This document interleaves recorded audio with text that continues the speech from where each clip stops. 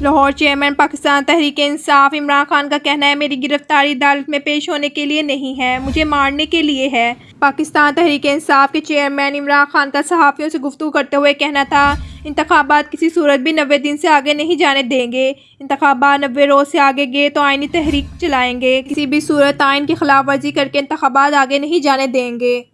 ان کا کہنا تھا میری گرفتاری عدالت میں پیش ہونے کے لیے نہیں ہے، مجھے مارنے کے لیے ہے۔ عدالت میں پیش ہونے سے کبھی انکار نہیں کیا، یہ مجھے اس جگہ بلا رہے ہیں جس پر مجھے سیکیورٹی خدشات ہیں۔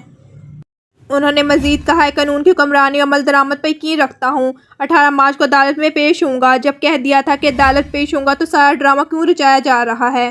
عمران خان کا کہنا تھا میرے کارکن غصے میں ہیں، کارکن کہتے ہیں کہ آپ کیوں بار بار قانون پر عمل درآمد کی رٹ لگائے ہوئے ہیں۔ ان کا کہنا تھا مارچ 2021 میں اہم شخصیات نے بتایا کہ جنرل باجوہ آپ کو نکالنے کا فیصلہ کر چکے ہیں، پولیس اور رینجر